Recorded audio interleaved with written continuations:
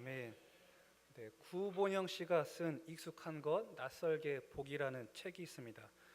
그 창의성의 그 시작은 익숙한 것에 익숙하여 우리가 신기할 것이 없는 것을 낯설게 보는 훈련으로부터 시작된다는 것입니다. 우리 주변에 있는 익숙한 것들로부터 낯설게 보기를 할 필요가 있습니다. 성경도 마찬가지입니다. 내가 알고 있던 이 성경의 본문의 뜻과 해석이 정말로 성경 원저자가 의도하고 성령님이 의도한 그 뜻이 맞는가 반문할 필요가 때로 있다는 것입니다. 성경을 의심하라는 것이 아니라 내가 알고 있는 그 해석이 정말로 맞는 것인가라는 의문을 품을 때가 있어야 한다는 것입니다. 너무나도 유명한 성경 구절이고 또 그 뜻도 내가 제대로 알고 있다고 생각하는 말씀들이 사실은 알고 보면 원래 성령님께서 의도한 그 원뜻과는 상관없을 때가 종종 있다는 것입니다. 저에게 있어서는 오늘 본문도 그중 하나였습니다. 오늘 말씀은 15절이 이렇게 시작합니다. 이에 바리새인들이 가서 어떻게 하면 예수를 말의 올무에 걸리게 할까 상의하고, 바리새인들이 예수님을 올무에 걸려서 넘어지게 하기 위해서 상의를 하고 있습니다. 우리가 어떻게 해야지 저 예수라는 작자를 험난하고 어려움에 빠뜨릴 수 있을까? 그리고 질문합니다. 16절부터 17절까지입니다. 자기 제자들을 헤롯 당원들과 함께 예수께 보내 말하되, 선생님이여 우리가 아노니 당신은 참되시고 진리로 하나님의 도를 가르치시며 아무도 꺼리는 일이 없으시니 이는 사람을 외모로 보지 아니하심이니이다. 그러면 당신의 생각은 어떠한지 우리에게 이르소서.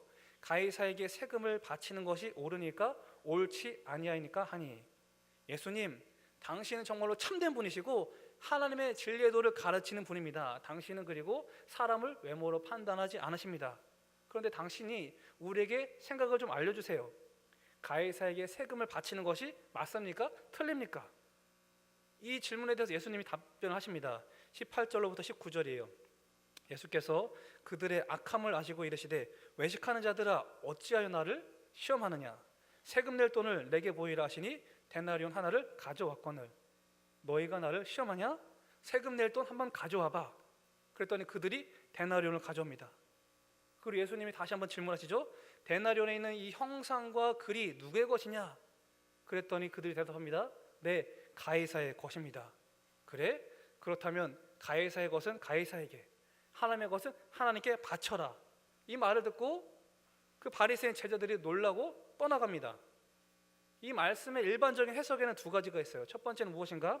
예수님의 이 말씀은 우리가 살아가면서 교회와 또 국가 간에 관한 자세를 가르치는 겁니다. 자 봐라, 예수님도 가이사의 세금은 가이사에게 내라고 하셨다. 그래서 모든 성도들 역시 국가에 대해서 세금을 잘 내고 국가의 의무를 잘 이행해야 한다라고 결론을 내리는 해석입니다. 두 번째는 너희들 세금은 세금대로 내면서 왜 하나님의 것인 11조 헌금은 제대로 드리지 않느냐?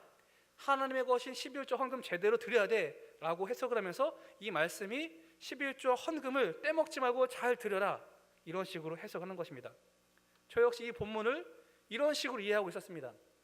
가이사의 것, 국가에 낼 것은 제대로 드리고 하나님의 것 11조 헌금 역시 주님께 제대로 드려야 한다라고 생각을 하고 있었습니다. 그런데 말씀을 계속 읽으면서 한 가지 드는 의문점이 있었어요. 아니, 국가에 낼 것은 국가에 내고 그냥 헌금대로 드리라는 그 말씀이 뭐가 그렇게 대단하다고 이 말씀을 듣던 청중들이 다 놀라고 떠나갔을까? 그 의문이 들었습니다. 그 의문을 품고 계속해서 말씀을 묵상했습니다. 성경의 주제는 무엇이라고요? 예수 그리스도입니다. 창세기부터 계시록까지 성경은 예수 그리스도의 관에서만 기록이 되어 있습니다. 우리가 성경을 읽을 때 표면에 드러난 대로만 해석을 하면은 우리가 가지고 있는 경험과 지식 안에서만, 상식 안에서만 성경이 해석되어 버려요.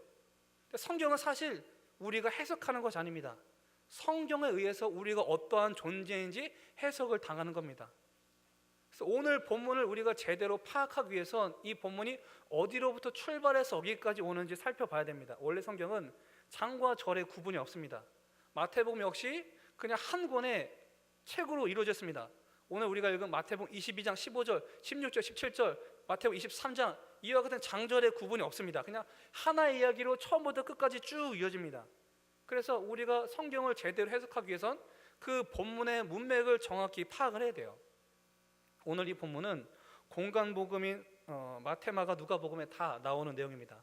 마태복음 22장, 마가복음 12장, 누가복음 20장. 이 세 성경 모두에 오늘 본문이 다 기록되어 있고 또 그 순서도 동일해요. 처음에 어디로부터 시작하는가? 맨 처음에 이 본문은요, 예수님에 대한 권위 논쟁에서 시작이 됩니다.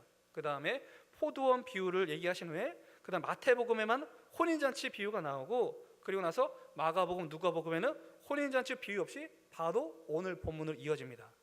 즉 오늘 본문의 출발점은 권위 논쟁이에요. 권위 논쟁. 권위 논쟁에서 시작한 것이 오늘 가해사의 것, 이 본문까지 이어진 겁니다. 마태복음 21장 23절 이렇게 시작합니다. 예수께서 성전에 들어가 가르치실 때 대제사장들과 백성의 장로들이 나와 이르되 네가 무슨 권위로 이런 일을 하느냐, 또 누가 이 권위를 주었느냐. 예수님께서 성전에서 말씀을 가르치자 대제사장과 장로들이 나와서 태클을 겁니다. 야 예수, 네가 뭔데 무슨 권위로 이런 말을 하고 무슨 권위로 이런 가르침을 전하느냐. 예수님께 질문을 던집니다. 그랬더니 예수님께서 즉답하지 않으시고 오히려 반문하시죠. 나도 너희들한테 한번 물어볼게. 요한의 그 세례가 어느 거리로부터 온 것이냐, 하늘로부터냐 아니면 사람으로부터 왔냐 라는 양자택일의 요한은 질문을 던집니다. 사실 이 요한에 대한 질문은요, 양자택일이지만 어떤 것도 대답을 할 수가 없습니다. 왜 그래요? 그 이 질문을 받은 그들이 요한의 세례가 하늘로부터 왔다라고 한다면은 그 당시 요한을 선지자로 따르던 그 사람들로부터 이 요한을 무시하던 자신들이 오히려 핍박을 받을 수 있는 상황입니다. 반대로 요한의 세례의 권위는 사람부터 왔습니다 라고 대답을 하면 오히려 요한의 추종자들에 대해서 네가 뭔데 왜 요한의 권위를 무시하느냐라고 또다시 그에 대해서 자신들이 어떤 큰 위험에 따를 수 있는 상황입니다. 그래서 그들이 그렇게 대답합니다. 우리 잘 모르겠는데? 그랬더니 예수님이 대답하시죠. 모른다고? 그러면 나도 내가 무슨 권위로 너희들에게 이런 말을 전하는지 알려주지 않을 거야 라고 대답하십니다. 그리고 나서 두 아들 비유 이야기를 하세요. 한 아버지가 두 아들에게 포도원에 가서 일하라고 시켰습니다. 근데 첫째 아들은 대답은 잘해요. 네 아버지 제가 가서 일할게요. 대답은 뻔질하게 잘했는데 그는 가서 일하지 않고 아버지의 말을 그냥 대답만 하고 가지 않았습니다. 두 번째 아들은 거부했어요. 아 싫어요, 안 갈 거예요 대답을 합니다. 그런데 둘째 아들이 마음을 고쳐먹어요. 아 그래도 내가 아버지 말씀에 순종해야지. 처음에 대답은 거절했지만 다시 돌아가서 아버지 말씀대로 일합니다. 그랬더니 예수님께서 물어보세요. 누가 아버지의 뜻대로 행했니? 그랬더니 제사장 무리가 대답합니다. 둘째 아들이요. 그러자 예수님이 대답하십니다. 세리와 창녀들이 너희보다 먼저 천국에 들어갈 거야. 세리와 창녀는 믿었지만 너희는 보고도 안 믿었어. 점차 예수님께서 무언가를 메시지를 던지고 계세요. 그 다음에 포도원 농부의 비유가 이어집니다. 포도원 주인이 포도원을 농부들에게 세를 주고 타국을 떠났습니다. 이제는 그 포도원에서 소출을 거둘 때가 되어서 주인이 종을 보냅니다. 그래서 종을 보냈는데 그곳에 일하던 일꾼들이 그 종을 죽여버립니다. 포도원 주인이 다시금 종을 또 보냅니다. 그러자 그 포도원 일꾼들이 또다시 두 번째 종을 죽여버립니다. 이때 주인이 생각을 해요. 아, 이 녀석들이 내 종은 무시했어도 나의 권위를 동일하게 부여받은 내 아들한테는 함부로 못하겠지 하고 아들을 보냅니다. 그런데 농부들이 어떻게 생각합니까? 야, 이 녀석이 상속자니까 이 상속자만 죽여버리면은 이 포도는 우리가 다 가질 거야 하고 그 아들을 죽여버려요. 그리고 예수님이 물어보십니다. 만약에 포도원 주인이 오면 농부들을 어떻게 하겠니? 이 말씀을 듣고 있던 제사장 무리가 대답합니다. 야, 그 나쁜 농부들 무리들 다 죽여버리고 포도 주인이 다른 농부한테 세를 주겠죠. 여기까지만 하더라도 이 말씀을 듣고 있던 제사장 무리와 바리새인들 별 감정이 없이 하나의 이야기로 들었습니다. 그런데 예수님께서 또다시 말씀하세요. 마태복음 21장 42절 띄워주시면 함께 읽어보겠습니다. 시작.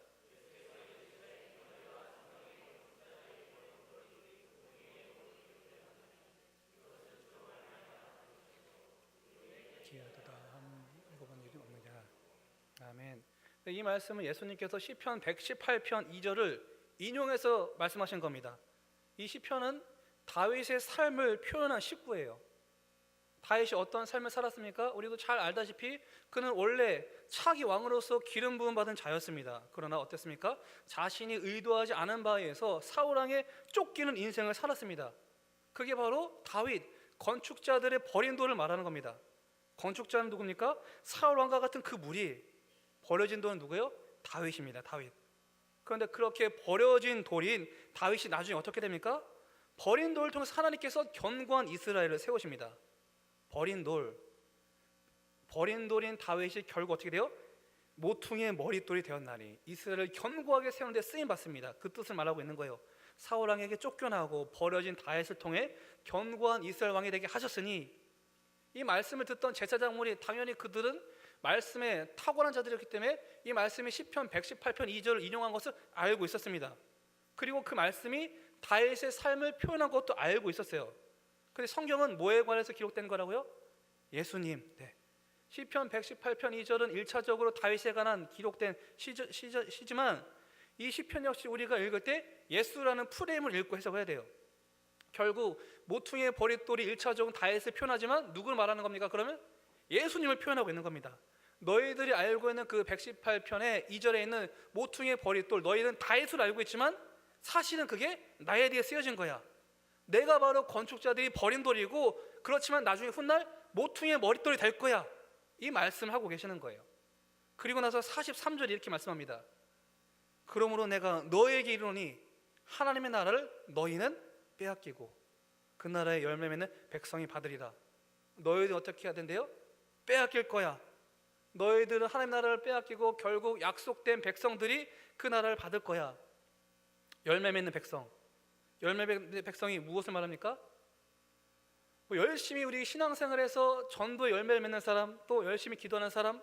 성경이 이렇게 말씀하고 있습니다. 요한복음 15장 5절 함께 읽겠습니다. 시작. 나는 포도나무요 너희는 가지라. 그가 내 안에 내가 그 안에 거하면 사람이 열매를 많이 맺나니 나를 떠나서는 너희가 아무것도 할 수 없습니다. 아멘. 예수님 말씀하신 열매 맺는 사람은 우리의 눈에 보이는 열심을 내서 눈에 보이는 결실을 맺는 사람이 아닙니다. 예수님께서 말씀하신 열매 맺는 사람은 생명 대신 예수님께 바싹 붙어 있어서 생명의 열매가 흘러나오는 사람을 말하는 거예요. 바로 나 예수라는 사람에게 온 자들이 하나님 안에 들어갈 거야 라고 말씀하고 계시는 겁니다. 그리고 44절 말씀을 통해서 심판의 말씀이 쭉 이어져요. 이 말씀을 듣던 제사장과 바리새인들이 어떻게 합니까?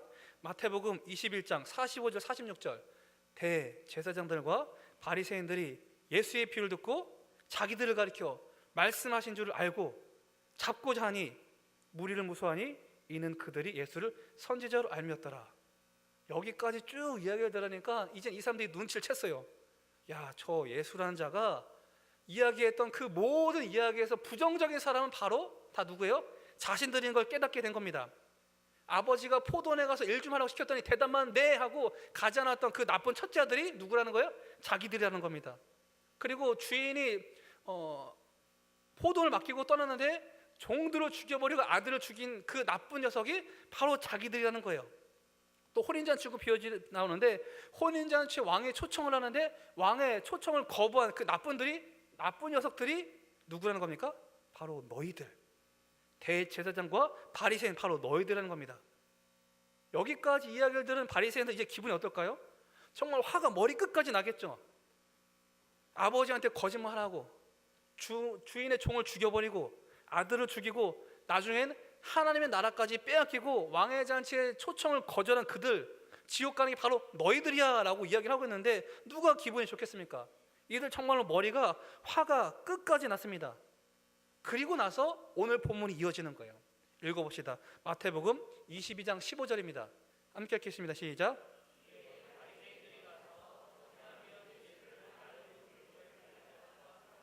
자, 이제는 이해가 되실 거예요. 왜 저들이 야 예수라는 작자를 말의 올무에 걸려 넘어지게 하자라는 상의를 했는지 이제는 이해가 되실 거예요. 이 모든 이야기를 듣자 화가 머리끝까지 난 겁니다. 저 예수라는 작자 더 이상 그냥 둬서는 안 되겠다. 저 인간 끝장을 내든지 아니면 감옥에 보내든지 그들이 잔머리를 굴리기 시작합니다. 그리고 중요한 게 16절에 나와요. 자기 제자들을 헤롯 당원들과 함께 예수께 보내어 말하되 선생님이여 우리가 아노니 당신은 참되시고 진리로 하나님의 도를 가르치시며 아무도 꺼리는 일이 없으시니 이는 사람을 외모로 보지 아니하심이니이다. 16절 보니까 누구를 보내요? 16절 보여주세요. 16절 누구를 보내요? 제자들과 누구를? 헤롯 당원들과 함께 보냅니다. 자, 이들은 예수님께 제자들만 보낸 것이 아니라 헤롯 왕후들을 같이 보냈어요. 여기에는요, 그들의 정말로 잔머리가 숨겨져 있습니다. 당시 헤롯 왕후는요, 친로마파입니다. 친로마파. 그 당시 유대인이 로마의 식민지 생활을 하고 있었지 않습니까? 그러니까 이 헤롯 왕후들은요, 자국민들이 유대인들이 어떻게 되든 말든 상관없이 그 로마라는 기득권에 바싹 붙어 있어서 자신의 어떤 힘과 권력을 유지하던 사람들이에요. 쉽게 말하면 우리 과거 일제 강점기 시대에 우리나라 대한민국 국민들이 어떻게 되든 말든 상관하지 않고 일본이라는 권력에 바싹 붙어 있어서 정말로 자국민의 피를 빨아먹는 친일파 같은 존재가 바로 헤롯 당원들이었어요. 반면에 바리새인들은 애국 보수입니다. 이들은요, 로마로부터 어떤 독립을 꿈꿨어요. 우리들의 힘으로부터 로마로부터 자주 독립해야 된다라는 애국 보수의 정치관을 갖고 있는 사람들입니다. 헤롯 당파는 친일파 같은 사람들, 바리새파는 애국 보수 사람들이에요. 이 둘 사이가 좋을 리가 없죠. 경쟁 관계입니다. 견제하는 세력이에요. 그런데 이들이 예수님을 올가매기 위해서 자기 바리새인 제자들과 자신의 적대적인 세력인 헤롯 당원들을 함께 보냅니다. 이건요, 세금이라는 함정에 걸리기 위해서 일부러 함께 보낸 거예요. 당시에는 로마 정부에 바치는 세금이 있었습니다. 14살 이상의 남자와 12살 이상의 여자가 65세 이전까지 주민세를 내야 돼요. 자, 그렇다면 로마에 세금을 내는 것을 누가 찬성했을까요? 그죠? 친일파에 해당하는 그 헤롯 당파가 찬성했겠죠. 그들은 헤롯 당파니까 로마에게 굉장히 아부를 많이 했으니까. 반대로 애국 보수파인 바리새인들은 세금 내는 것을 거절했어요. 아니, 왜 우리가 저들에게 세금을 내야 하는가? 반대했습니다. 그래서 그들이 바리새인의 제자들과 헤롯 당을 묶고 함께 보낸 거예요. 그리고 질문합니다. 17절, 우리 17절 말씀 함께 읽겠습니다. 시작.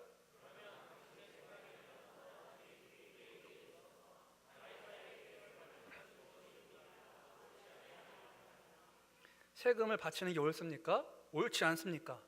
이 질문은요, 예수님이 질문한 방식인 양자택일을 동일하게 흉내내서 예수님을 함정에 빠뜨리는 거예요. 아까 예수님이 그렇게 질문하셨죠. 요한의 세례가 하늘로부터냐 아니면 땅으로부터 사람으로부터냐. 어떻게 대답하든 그들은 위험에 빠질 수밖에 없는 상황입니다. 그런데 지금 예수님의 그 질문을 똑같이 흉내내서 예수님을 넘어뜨리려고 하는 겁니다. 가이사에게 세금을 바치는 것이 옳습니까? 옳지 않습니까? 만약에 그럼 가이사에게 세금을 바쳐야지 라고 대답을 한다면 바리새인들, 세금 내는 것을 탐탁치 않아하던 바리새인의 제자들에 의해서 이 예수님이 오히려 야, 네가 어떻게 메시아라고 네가 로마에게 세금을 바치려고 할 수가 있느냐라고 돌팔매질을 당할 수 있는 상황이고요. 또 반대로 그럼 이 가이사에게 세금을 내면 안 되지라고 대답한다면은 헤롯 당파로부터 신고를 당할 수 있는 상황이에요. 야, 저 예수라는 자가 로마로부터 반정부적인 말을 한다. 신고해야겠다. 어떻게 대답하든 예수님은 함정에 빠질 수밖에 없는 상황입니다. 그 상황에서 예수님이 이렇게 말씀하시는 거예요. 18절부터 예수께서 그들의 악함을 하시고 이르시되 외식하는 자들아 어찌하여 나를 시험하느냐.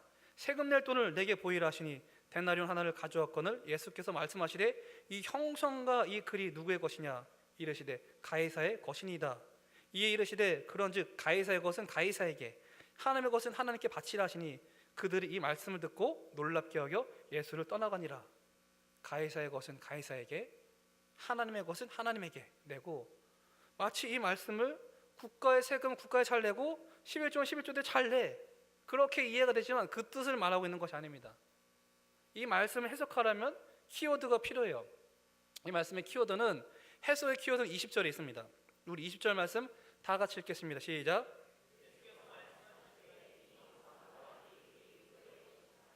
이 말씀이 그 이후에 나오는 말씀의 해석의 키워드예요.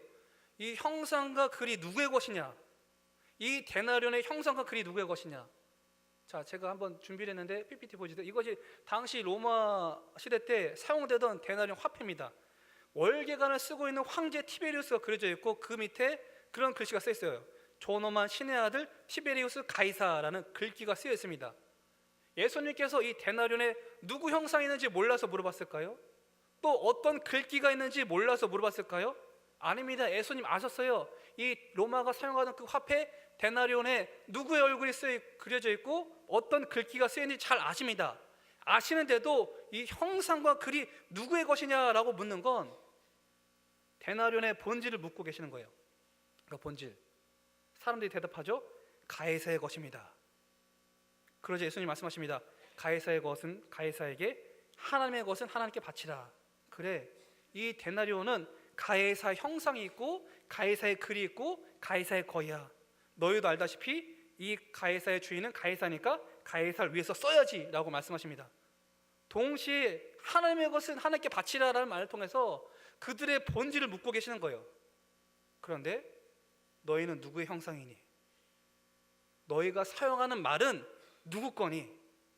너희 인생은 누구 거니? 너희 주인은 누구야?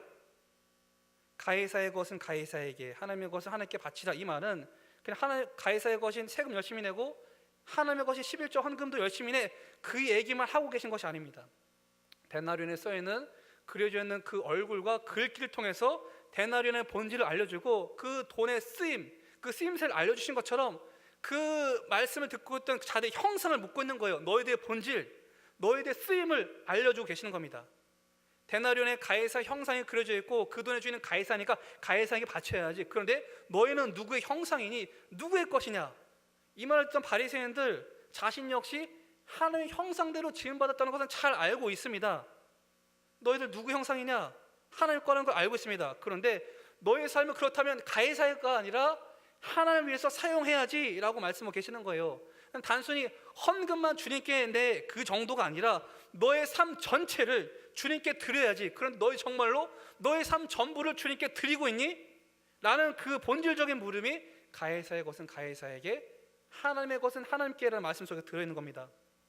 바리새인들, 너희들 말로는 항상 하나님께 택함 받은 백성이라고 말하고 있는 너희들, 누구보다 말씀을 잘 알고 있다고 떠드는 너희들, 그래 너희들 정말로 그 하나님을 위한 삶을 살고 있니라고 묻고 있는 겁니다. 왜 이것이 그들의 본질을 꿰뚫는 질문입니까? 그들은요, 헤롯 당원이나 바리새인이나 말로는 항상 그렇게 말했어요. 우리의 주인은 하나님이십니다. 그럼 말씀드린 것처럼 헤롯 당원은 실제로 누구를 위해서 살았어요? 자신의 기득권을 유지하기 위해서 로마의 빌붙은 삶을 유지했습니다. 바리새인 역시 자신들은 온전한 하나님의 제자, 또 말씀을 맡은 자라고 말했지만 그들 역시 자신들의 스승과 제사장의 주인이었어요. 스승만을 떠났습니다. 헤롯 당원들에게 진정한 주인은 로마였고 바리새인들에게 진정한 주인은 자신들과 스승이었습니다. 이 말씀을 통해서 주님께서는 우리 성도님들에게도 동일한 질문을 던지고 계십니다. 너희는 누구의 형상이냐? 너희는 누구의 것이냐? 누가 지었니? 우리 다 대답하죠. 주님이십니다. 근데 정말로 네가 하나님의 형상으로 지어졌다고 생각하고 그렇게 고백하지만 실제로 그렇게 살고 있냐는 겁니다. 혹시 말로는 예수님을 주님이라고 부르지만 우리의 실제적인 삶은 성경이라는 그 바리새인의 제자 같은 삶이나 아니면 헤롯 당원의 삶처럼 오늘날의 가이사를 위해서, 오늘날의 나를 위해서, 오늘날의 세상을 위해서 살아가고 있지는 않냐는 겁니다. 그럼 말로만 주여 주여 부르고 있다는 거죠. 마태복음 7장 21절은 말합니다. 나더러 주여 주여 하는 자마다 다 천국에 들어갈 것이 아니요 다만 하늘에 계신 내 아버지의 뜻대로 행하는 자라 들어가니라. 주여 주여 하는 자가 천국에 들어가는 것이 아니라고 말씀합니다. 하늘에 계신 내 아버지 뜻대로 행하는 자가 들어갈 거라고 말씀하고 계십니다. 정말로 여러분 하늘에 계신 아버지의 뜻대로 행하고 계십니까? 행하고 계십니까? 아멘 소리가 줄어드시는데, 그렇지 않다면은 천국 못 들어가 계시겠네요. 오해하지 마십시오. 여기서 아버지의 뜻대로 행한다는 것은 단순히 기도를 많이 하고 성경을 많이 보고 선하게 살라, 그것을 말하고 있는 것이 아닙니다. 그렇다면 하나님의 뜻대로 행하는 것이 무엇입니까? 요한복음 6장 28절로 29절입니다. 함께 읽겠습니다. 시작.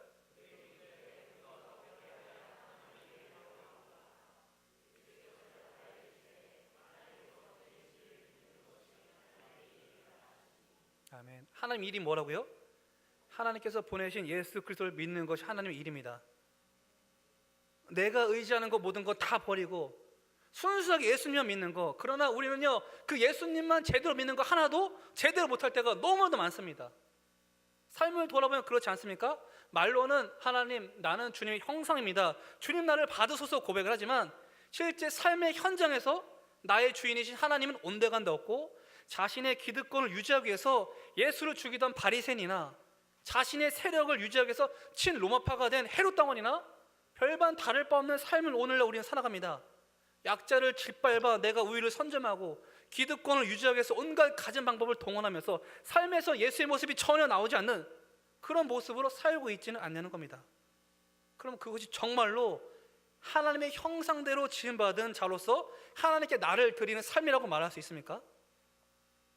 여러분은 누구의 형상입니까? 누구의 형상으로 믿습니까? 여러분의 주인 누구입니까? 예수님이십니까? 정말로 그렇게 믿으십니까? 하나님의 것인 여러분을 하나님께 드리십시오. 그래야만 제대로 된 믿음 가질 수 있습니다. 오늘 이 시간 말씀 통해서 삶을 한번 점검해 보십시오. 예수님이 나의 주인이 된 삶을 정말로 살고 있는가? 가이사의 것은 가이사에게, 이건요 가르치지 않아도 다 잘합니다. 세금 내고 나라에 뭐 내야 될 거 다 잘합니다. 그러나 하나님의 것, 하나님께 드리는 것, 11조나 헌금, 이건 당연히 해야 하는 것이고, 그 정도 수준만 말하는 것이 아니라 하나님의 것인 여러분을 하나님께 드리십시오. 가이사의 것은 가이사에게, 하나님의 것인 여러분은 정말로 온전한 주님께 드려야 됩니다. 입술로만이 아니라 말 역시, 삶의 모든 결정권 역시, 삶의 전체적인 일부가 아니라 전체를 하나님께 드리시는, 그래야 주님께 영광 돌리는 저와 여러분 되시길 주의 이름으로 축원합니다. 기도하겠습니다.